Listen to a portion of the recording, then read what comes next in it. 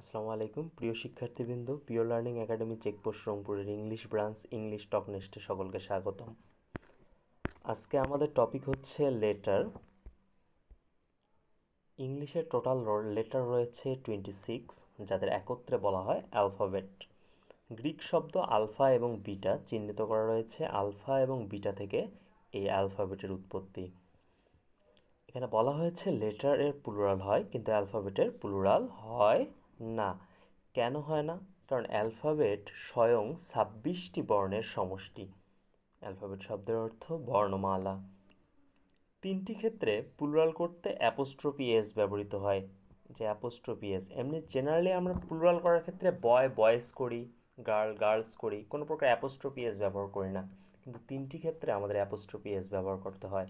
1 নম্বর হচ্ছে লেটার, 2 নম্বর হচ্ছে নাম্বার, 3 নম্বর হচ্ছে অ্যাব্রিভিয়েশন।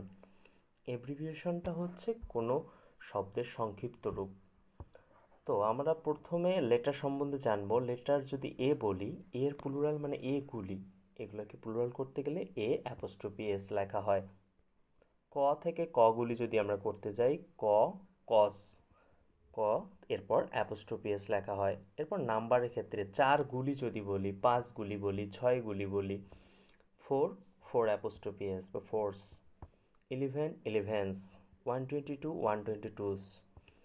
এখন একটা সেন্টেন্স বলা আছে, টি গুলির মাথা কাটো, কাট দ্য টিজ হেড। তোমাদের জন্য একটা হোমওয়ার্ক রয়েছে, ইঞ্জিনিয়ার শব্দে কতগুলো ই রয়েছে এটা ট্রান্সলেশন করবা। একটা তোমাদের জন্য 2 নম্বরে হোমওয়ার্ক করে দেওয়া আছে আমার পক্ষ থেকে, how many fives are there in 445। এখন ইংলিশ হ্যান্ডরাইটিংয়ের ক্ষেত্রে কিছু বিষয় শিক্ষার্থীদের খুবই ঝামেলায় ফেলে দেয়। যেমন হচ্ছে বি এবং ডি, অনেক শিক্ষার্থীর খাতায় দেখা যায় বি এবং ডি লেখাটা অনেক সময় কারেকশন করে দিতে হয়। এরপরে হচ্ছে এন এবং এইচ, এন এবং এইচ এই দুইটা লেটারেও দেখা যায় যে প্রবলেম দেখা যায়। এন এর যে মাথাটা রয়েছে বা প্যাচটা রয়েছে এটা কখনোই উপরে উঠবে না, কখনোই উপরে উঠবে না। বানান বিষয়ে খুবই সতর্ক থাকা আমাদের জরুরি। এরপর ডব্লিউ ভি এবং ইউ এই 3টা লেটারও অনেক সময় বাচ্চারা একই ধরনের তোমরা করে ফেলো, এক্ষেত্রে একটু সাবধানতা অবলম্বন করবা। এরপর আসতেছে ই এবং সি, সি এর মাথায় কোনো প্রকার ফাঁকা জায়গা থাকবে না। তোমরা খুবই সতর্ক থাকবা, ভবিষ্যতে কিন্তু খাতা কাটার সময় ভুল ধরা হবে। এরপর হচ্ছে এক্স, এক্স বর্তমানে ক্রস আকারে লিখলেও সমস্যা নাই, তবে তোমরা যখন 6-এ উঠবা তখন এক্স লেখাটাকে একটু বীজগণিতের সাথে পাল্টানো লাগতে পারে, এ কারণে এখন থেকে সাবধান হওয়া ভালো।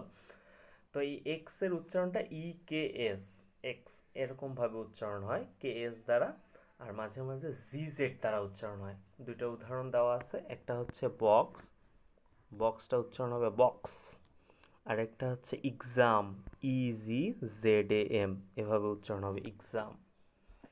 এরপর তোমাদের প্রিয় বর্ণমালা, তোমরা জেন জি, জি উচ্চারণ হয় ইউএস মানে আমেরিকায়, আর জেড উচ্চারণ হয় ইউকেতে। পরের টপিক হচ্ছে ভাওয়েল এবং কনসোনেন্ট। ভাওয়েল রয়েছে মোট 5টি, এ ই আই ও ইউ।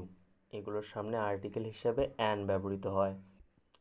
2টি সেমি ভাওয়েল রয়েছে, ও আই, ওয়াই এর উচ্চারণটা ওয়াই হয়, এবং ডব্লিউ, দুইটা ইউ এর সমন্বয় ডাবল ইউ আর কি। এরপর ইউজেস অফ ওয়াই দেওয়া আছে, ওয়াই এর উচ্চারণটা যদি ভাওয়েল সাউন্ড দেয় তাহলে সেটা সেমি ভাওয়েলের মতো কাজ করবে, আর যদি ওয়াইয়ের সাউন্ডটা ভাওয়েল না হয়ে অন্য কোনো সাউন্ড হয় তাহলে সেটা কনসোনেন্টের কাজ করবে। যেমন প্রথম উদাহরণে বলা আছে ইয়াং, ওয়াই ও ইউ এন জি, ইয়াং, এটা কিন্তু কোনো 5টা ভাওয়েলের কোনো প্রকার সাউন্ড দিচ্ছে না, এ কারণে এটা কনসোনেন্ট হিসেবে ব্যবহৃত হবে। এরপর পরের উদাহরণগুলোতে আই, আই হিসাবে যখন উচ্চারণ হবে ড্রাই, ফ্রাই, স্কাই, এগুলো কিন্তু ভাওয়েল সাউন্ড দিচ্ছে আই, 5টা ভাওয়েলের মধ্যে একটা ভাওয়েলে রয়েছে, সুতরাং এটা সেমি ভাওয়েল হিসাবে কাজ করছে। এরপর কোনো শব্দে যদি ডাবল ভাওয়েল থাকে, 2টা ভাওয়েল, যেমন স্টোরি বানানটাতে দেখো, স্টোরি বানানটাতে STORY, শেষে একটা ওয়াই আছে, সামনে একটা ও আছে, তার মানে ডাবল ভাওয়েল আছে, তার মানে শেষের দিকে ওয়াইটার উচ্চারণ হবে ই এর মতো, স্টোরি, ই ই উচ্চারণ হচ্ছে। ডিউটি, ই ই উচ্চারণ হচ্ছে। তাহলে এটা ভাওয়েলের মতো কাজ করবে। কিন্তু একটা বানান রয়েছে যেটা হিস্টোরি, HISTORY। এই হিস্টোরি বানানটার উচ্চারণটা হবে হিস্ট্রি, হিস্ট্রি, হিস্ট্রি উচ্চারণ হবে। TORY, এই স্টোরি বাদে যে কোনো TORY, ট্রি ট্রি উচ্চারণ হবে। যেমন ফ্যাক্টরি, হিস্ট্রি। এরপর আসি OY। যদি অয়ের মতো উচ্চারণ হয়, অয়, অয় তো কোনো প্রকার পাঁচটা ভাওয়েলের কোনো প্রকার ভাওয়েলে নাই, সেক্ষেত্রে এটা কনসোনেন্টের মতো কাজ করবে। BOY হচ্ছে বয়, TOY হচ্ছে টয়। এটা কেন শেখা প্রয়োজন? প্লুরাল করার ক্ষেত্রে এই জিনিসটা খুবই কাজে দেয়। প্লুরাল করার ক্ষেত্রে যদি ওয়াই কনসোনেন্ট সাউন্ড দেয় তাহলে শুধুমাত্র এস যুক্ত হবে, যদি ভাওয়েল সাউন্ড দেয় তাহলে IES যুক্ত হবে। যেমন বয়, বয়েজ, ফ্রাই, ফ্রাইস। এখানে দেখলাম FRY আই এর মতো উচ্চারণ দিচ্ছে, এ কারণে ভার্বের ওয়াই উঠে গিয়ে IES যুক্ত হবে। তোমাদের জন্য কিছু HW রয়েছে, বেবি, স্কাই, ডিউটি, ইয়ার, টয়।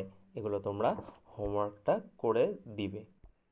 এরপর বাদ বাকি যে লেটারগুলো রয়েছে সেগুলো হচ্ছে কনসোনেন্ট।